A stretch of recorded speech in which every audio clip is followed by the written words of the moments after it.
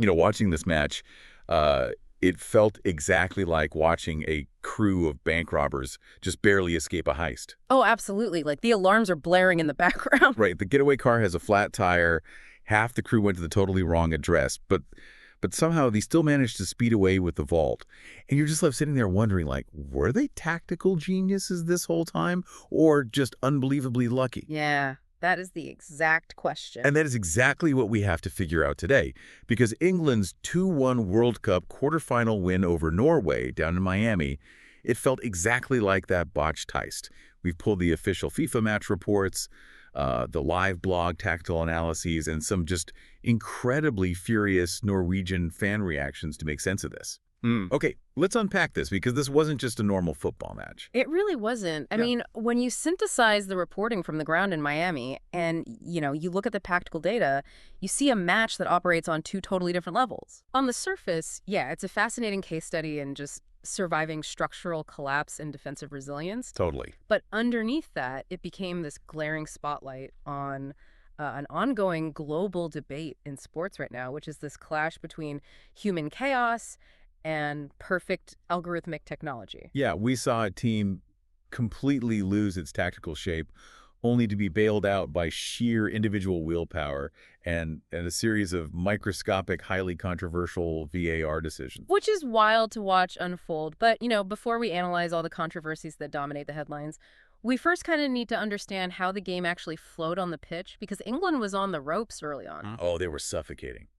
The heat and humidity in Miami were intense, and from the very first whistle, Norway completely dictated the tempo. They weren't just like playing around, they were executing a very deliberate system. They really came in with a surgical game plan. They exploited the width of the pitch, dragging England's defenders out of position constantly. They were probing for weaknesses, and they found a glaring one in the 36th minute. Yeah, and it starts with a mistake, right?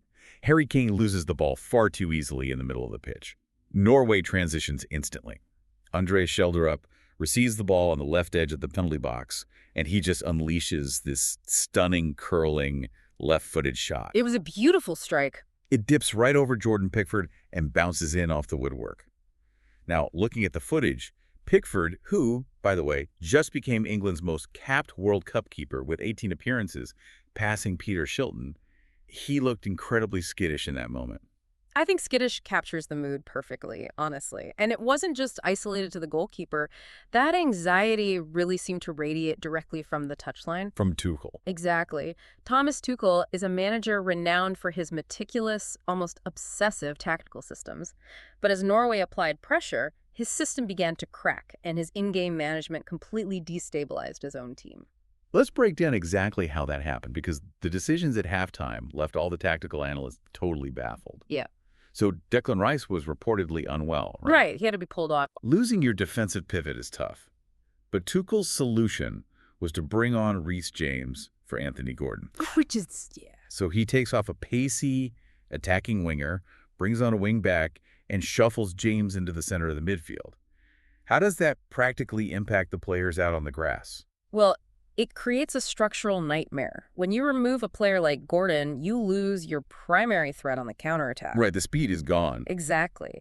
Norway's defenders no longer have to worry about a sprinter getting behind them, so they can just push way higher up the pitch.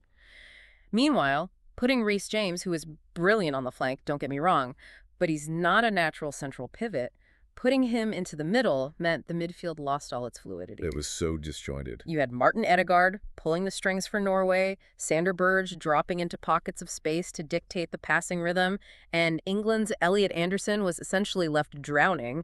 He was trying to hold back a tidal wave all by himself. Which makes it even more confusing when you look at the bench. Kobbie Mainoo is sitting right there. I know. He's a player whose entire skill set is built around receiving the ball under pressure, staying composed, and dictating tempo. Why leave him frozen on the sidelines while your midfield is being overrun? One tactical blogger summed it up brilliantly. They joke that Tuchel is more likely to sub on a pop singer to tackle Ødegaard than to bring on Mainoo. That's hilarious. Right? Tuchel overthought the physical battle and just completely surrendered control of the ball. He tried to plug a hole with brute force rather than technical composure. And in a structured system, when you put the wrong pieces in the wrong slots, the whole machine just grinds to a halt. So the system fails? The structure's totally gone. Norway is dictating the game. By all conventional logic, this should end in a blowout. Why didn't it? Well, because conventional tactics assume both teams are bound by the same laws of physics. Oh. And Jude Bellingham wasn't. He really wasn't. He put the entire team on his back. In the second minute of first-half stoppage time, he dances past two Norwegian defenders to slot home the equalizer. Unbelievable goal. And then jump all the way to the 93rd minute in extra time. Morgan Rogers fires a desperate shot from distance. Norway's keeper, Orjan Island, spills it, and Bellingham's the only one anticipating the mistake. He pounces on the rebound, scores the winner, and walks away with a massive 9.2 match rating. Which is well-deserved. Both he and Harry Kane now have 6 goals each this tournament, by the way. Right. But here's where it gets really interesting to me. Bellingham is playing like a student who hasn't read the textbook, but somehow aces the final exam anyway. That's a great way to put it. He's operating like a jazz musician forced to sit in with a classical orchestra. The rest of the England squad is staring at the sheet music that Tuchel wrote, but it's completely out of tune. So Bellingham just ignores the sheet music entirely, starts improvising, and his individual brilliance is so overwhelming that he forces the rest of the team and the opposition to play to his rhythm. I love that comparison. But as a viewer, it definitely raises a red flag. It's incredible theater, sure, but is it a viable strategy? Like, is it sustainable for a team to rely entirely on one guy playing in a parallel universe to bail out a broken system? Long term, absolutely not. A disjointed midfield will eventually be exposed by an elite team that ruthlessly punishes those gaps. But right now, the sheer gravity of Bellingham's talent is kind of bending reality. Yeah. You just have to look at the post-match comments from Erling Haaland. What did he say? Even after losing, Haaland fiercely defended his former Dortmund teammate. He basically pushed back on critics who say Bellingham doesn't score enough. He called him world-class and stated that England are, frankly, lucky to have him. Wow, coming from a player like Haaland, that is massive praise. But, you know, if Bellingham was the chaotic force saving England's attack, we really have to talk about how England survived on the other end. Because even Bellingham's heroics wouldn't have mattered if England's defense had collapsed under the weight of Norway's attack, specifically the threat of Erling Haaland. Everyone anticipated a defensive collapse. Tuchel has had to constantly patch together this backline due to injuries, and they were facing the tournament's joint top scorer. But what actually unfolded was a defensive masterclass. It really was. I excitedly looked up the final stats, and get this, Haaland was restricted to just 21 touches in the entire match. That's crazy. And a shocking 38% pass completion rate before he was finally subbed off in extra time. Now, we always hear commentators talk about Haaland being this unstoppable, hyperbot goal machine. How exactly did a patched-together defense short-circuit him? Was it purely physical matching, or was there a deeper tactical shift? It's a crucial distinction to make. It comes down to the difference between neutralizing and containing a threat. You cannot neutralize a physical anomaly like Haaland in a one-on-one duel. He is too fast, he's too strong.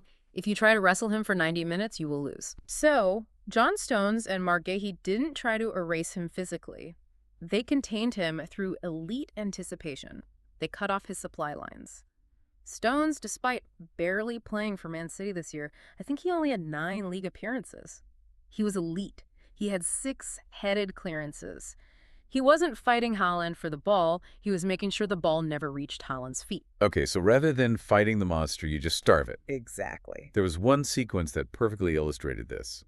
In the first half, Norway breaks on a 2-on-1 counterattack.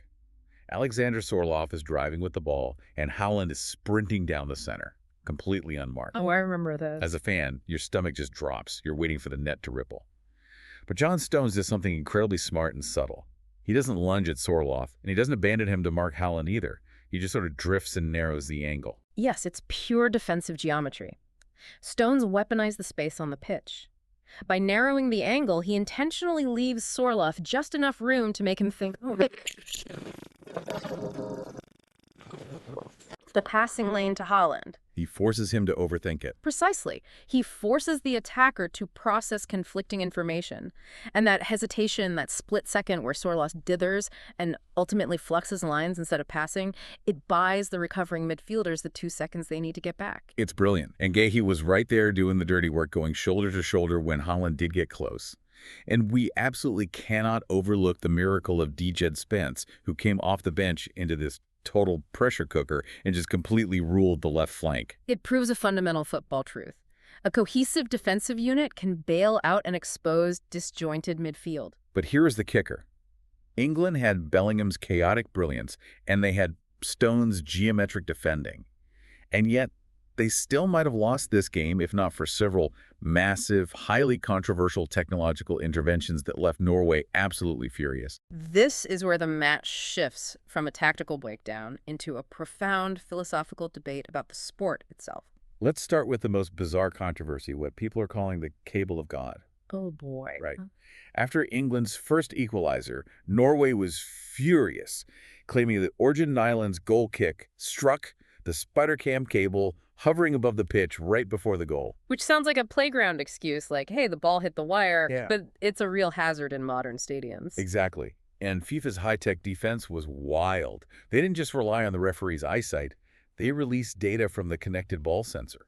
Break down how that actually works, because hearing that a football has a heartbeat sounds like science fiction. It is remarkable technology. So inside the bladder of the official match ball is an inertial measurement unit, or an IMU sensor. It transmits data 500 times per second to antennas around the stadium. Wait, 500 times a second? Yeah, it measures every single touch, kick, or deflection with microscopic precision. So when FIFA reviewed the data for that specific goal kick, the telemetry showed a perfectly smooth arc. There was no peak, no heartbeat spike on the graph while the ball was in the air. That proved definitively that it did not touch the wire. Okay, so science saves the day there. But the VAR drama didn't stop. In the second half, French referee Clément Turpin and the VAR official Jérôme Brizard had some massive calls.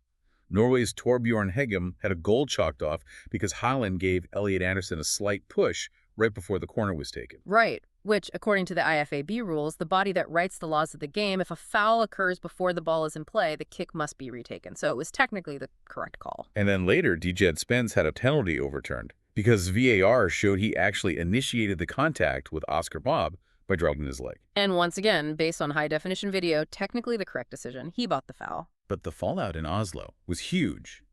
Norwegian fans were calling the refereeing a stinker. Alf-Inge Haaland, Erling's father, stated Norway was robbed and was even seen on camera flicking two fingers at the crowd. Yeah, emotions were running very high. But I have to push back here, based on what the sources say. If the ball has a literal heartbeat sensor proving it didn't touch the wire, and we have 4K video proving Haaland pushed a guy and Spence dived, shouldn't that end the debate immediately? Why are coaches like Ståle Solbakken still so aggrieved? Are we actually losing faith in the very technology that's supposed to save us?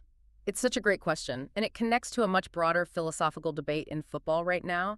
The outrage isn't really about the accuracy of the technology. It's about the constant re-refereeing of minor infractions disrupting the game's natural flow. Oh, I see. Historically, a slight push in the penalty box before a corner might have been managed with just a quick warning by the ref. It was part of the dark arts of the sport. But now, when every single goal is subjected to a microscopic forensic analysis, fans start to feel alienated. It kills the spontaneous joy of celebrating a goal. Exactly. Imagine you're a fan in the stadium, your team scores, everyone goes wild, you're hugging strangers. Then 3 minutes later, a referee points to his ear, walks to a monitor, and erases that reality because of a minor infraction caught at 120 frames per second that nobody actually saw in real time. It breeds conspiracy theories rather than trust, because people feel like the game is being micromanaged by a supercomputer. That makes total sense. The emotional cost of being technically perfect is just sky high. But, having survived the Norwegian storm, the overhead cables, and the VAR checks, England now has to face the music of World Cup semifinal. The heist was successful, but they still have to get away clean. Exactly. And Thomas Tuchel's post-match press conference was surprisingly blunt. He didn't hide behind coach speak. He just said, "We got lucky today. We need to play better." That is the sound of a manager who knows his tactical blueprint failed and needs to be rewritten before the next round. You cannot win a World Cup relying purely on luck and one player's heroics. Speaking of that one player, Bellingham had a huge hidden victory in this match. He managed to avoid a yellow card that would have suspended him for the semifinal. That was massive. And the detail on this from the sources is just great. He actually credited his mom, Denise. He said she spent all week telling him to, quote, watch his language, tackles, and face. I absolutely love that. It's such a human detail. But practically, that mom coaching was crucial. He's free to play, and England will desperately need him because waiting for them in Atlanta is the defending champion, Argentina. Right. And Argentina just survived their own grueling extra-time match, winning 3-1 against Switzerland. And guess what? It featured its own VAR controversy. Of course it did. Brielle Embolo got a red card in a bizarre case of mistaken identity. The tech is just sparing nobody this tournament. So what does this all mean for you watching at home? England is facing the defending champs. Lionel Scaloni, the Argentina manager, is trying to downplay the historic rivalry as just a football game. But can Tuchel really rely on his mom-coach star player and a healthy dose of luck one more time? It sets up a fascinating tactical paradox for the semifinal. You have to look at the clash of styles. Argentina is a team that thrives on collective grit. They know how to, quote-unquote, suffer together. They are a cohesive system designed to grind opponents down. And England. Well, based on Miami, England is the exact opposite right now. They are a disjointed squad relying heavily on individual brilliance and chaos. It's the unyielding machine against the chaotic anomaly. It's going to be electric. Yeah. So let's wrap this up. We started by asking if England's win was tactical genius or pure luck.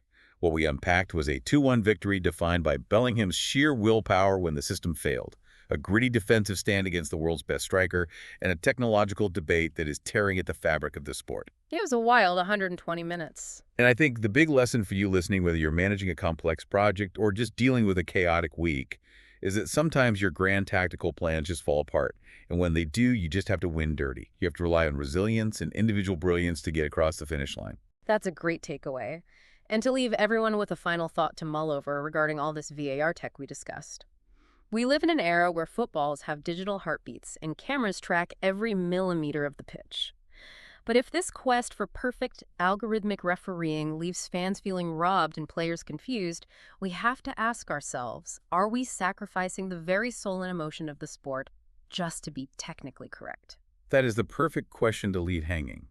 Because at the end of the day, England still drove away with the vault. The alarms are still ringing. The Norwegian fans are still demanding answers. But England is headed to the semifinals in Atlanta. Thanks for jumping into this deep dive with us today.